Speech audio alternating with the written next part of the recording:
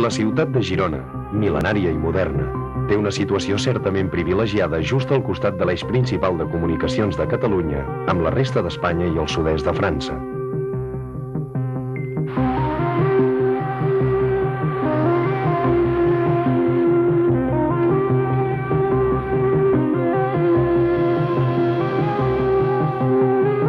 A mig camí entre les platges de la Costa Brava i les pistes d'esquí dels Pirineus, Girona gaudeix d'una atenció extraordinària, tant pel seu emplaçament, ben atractiu a la indústria i al turisme de mar i muntanya, com pel pes històric que conté. Les riqueses artístiques que atresora, l'activa vida comercial que es concentra en els seus carrers i places i els diversos actes culturals i lúdics que s'hi desenrotllen durant tot l'any.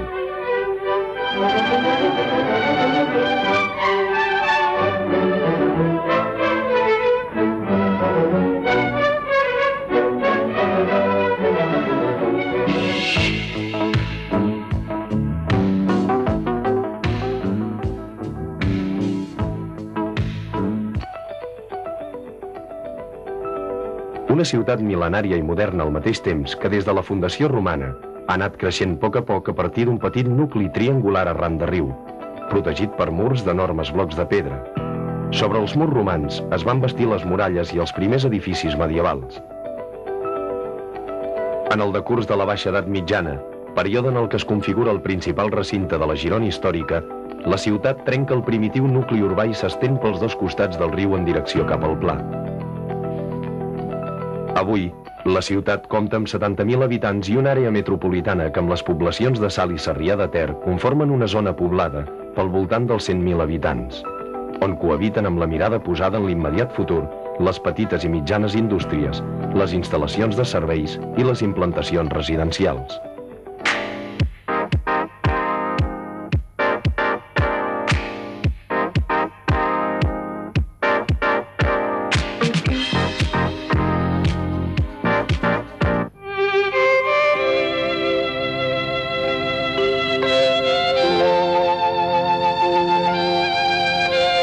Els monuments de la ciutat són innombrables, així com també és molt notable la quantitat i qualitat dels objectes artístics que contenen, cosa que ha fet que Girona hagi esdevingut un dels conjunts monumentals més importants del país.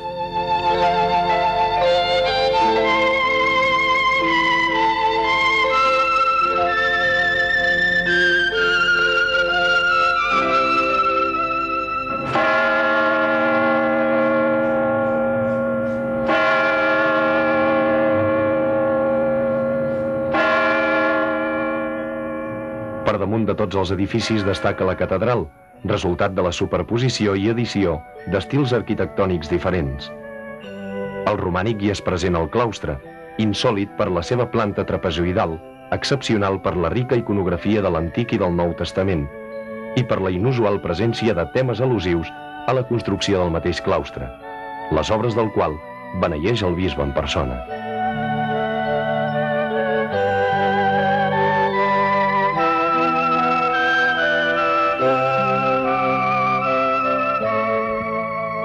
Des del claustre és visible l'anomenada Torre de Carlemany, l'antic campanar de la catedral romànica reutilitzat després com a contrafort de l'edifici gòtic, estil al qual pertany gairebé tota l'estructura de l'actual construcció. Al segle XIV es bastí l'absis amb girola, segons la traça d'un temple de 3 naus que un segle més tard, després de 2 reunions a Girona dels més destacats arquitectes d'aquell moment, s'optà per cobrir amb una nau de creueria. Amb els seus 23 metres d'amplada, aquesta volta ateny el rècord de l'arquitectura gòtica mundial.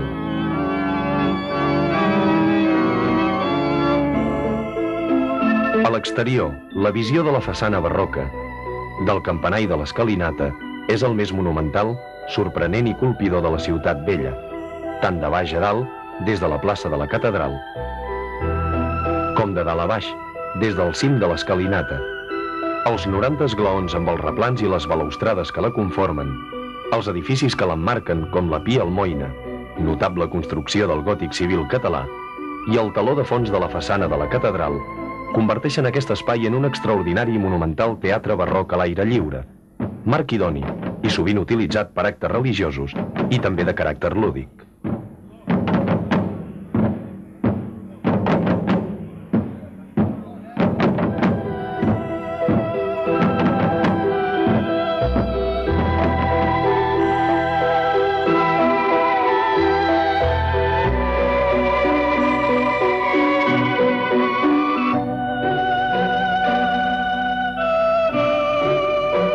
El veí temple de Sant Feliu, aixecat entre els segles XIII i XVII, ha seguit un procés constructiu i uns resultats similars a la catedral en la superposició d'estils. Romànic als gruixuts pilars i vigorosos arcs de punt rodó, a les absidioles i al creuer de volta de canó ja apuntada. Gòtic al campanar, al trifori i a la coberta amb volta de terçalets. I barroc a la façana oest, dissenyada a la manera de Vignola. Com a fet singular del gòtic català, l'absis i els despullats murs exteriors propers a la muralla de sobreportes es construïren sòlidament fortificats per causa de l'emplaçament del temple a l'exterior del primitiu recinte fortificat. Aquest temple conserva obres molt remarcables, com ara els millors sepulcres pagans i paleocristians de tota la península ibèrica importats als segles III i IV des d'Itàlia.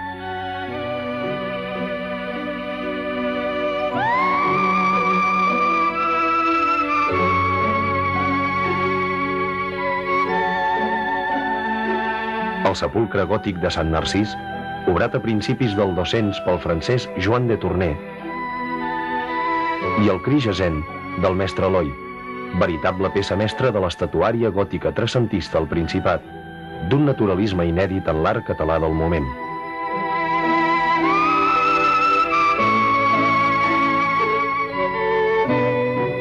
El temple de Sant Feliu i el raval que s'anà formant al seu entorn possibilità també la incorporació a la ciutat del barri més antic de Sant Pere, que té el seu origen en la fundació del convent i de la capella de Sant Nicolau, dues vertaderes joies de l'arquitectura romànica occidental.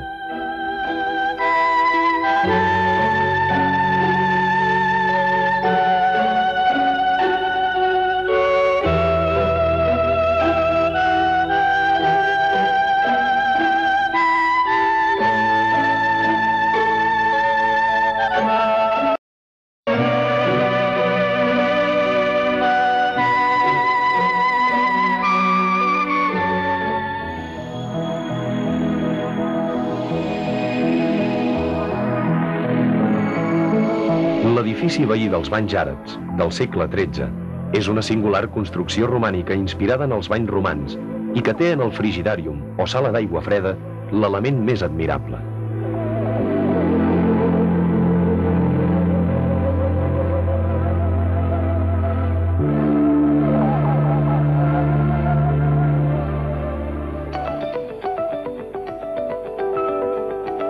Davant d'aquest conspicu edifici arranca l'anomenat passeig arqueològic.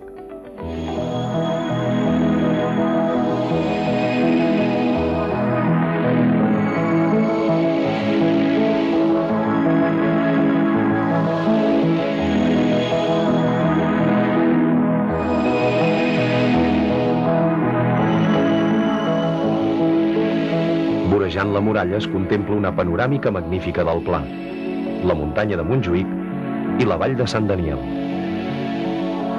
Damunt mateix de la muralla, resseguint el camí de ronda, apareix als peus del visitant la xarxa de vells carrers i carrerons que envolten els plàcids jardins i patis de la ciutat vella.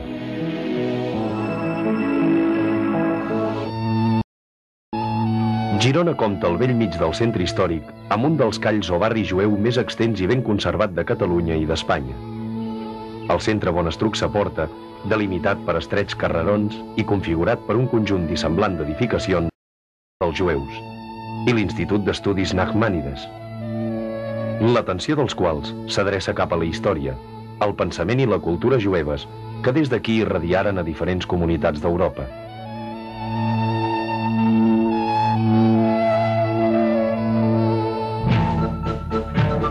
Els renovats arxius i museus de Girona ofereixen al visitant un patrimoni d'entre els més notables de Catalunya.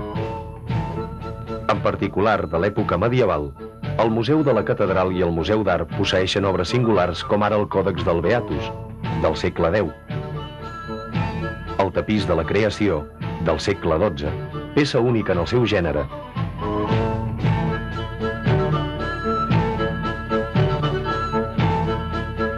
o la Taula de Vitraller, del segle XV.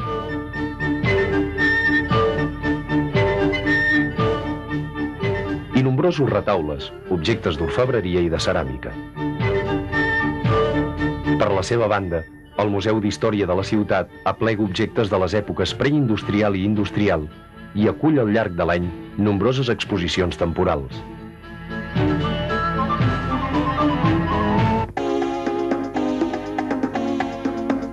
Les nombroses places de la ciutat, antigues i els gironins hi concorren segons el caràcter de l'activitat.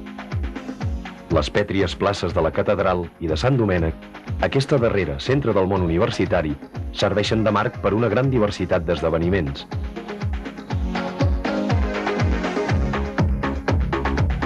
Mentre la Rambla i les places de la Independència i del Vi són centres de reunió i d'esbarjo i de gastronomia. A la Rambla, els dissabtes s'omple de parades de venda de flors, quincalla i bisuteries, alhora que les voltes, freqüents en diversos indrets de la ciutat, protegeixen els vianants de la pluja o del sol excessiu mentre passegen o s'asseuen a les terrasses dels bars. La Rambla, l'Argenteria i els sectors adjacents de Santa Clara, Carrer Nou i Plaça de Catalunya conformen també un dels nuclis comercials més animats de la ciutat. La plaça de la Constitució forma part, juntament amb les d'Europa i dels països catalans, i sobretot amb el Parc Central, del ric patrimoni de zones verdes de què gaudeix la ciutat i que té la seva màxima expressió en l'immensa massa arbòria de la Devesa.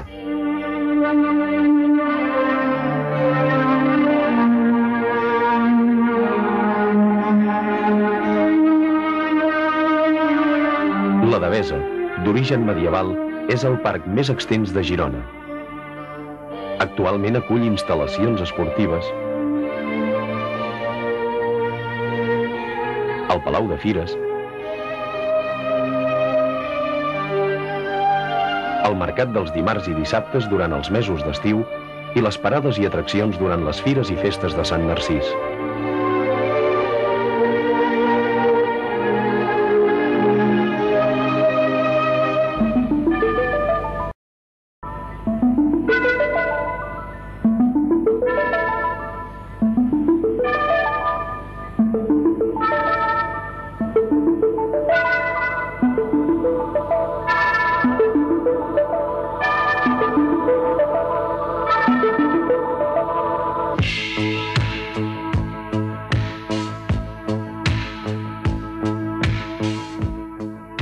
Girona, en definitiva, permet resseguir prop de 2.000 anys d'història, des de la ciutat romana i medieval fins a l'exultant barroc i el to genuí de les cases modernistes. Més enllà de la serenor dels carrers i places del barri vell, Girona és també una ciutat viva i dinàmica, on s'hi desenrotllen nombroses manifestacions i lúdiques.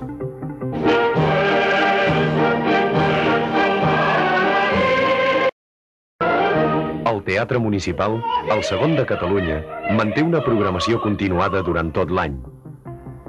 L'oficina de turisme atén totes les demandes dels visitants.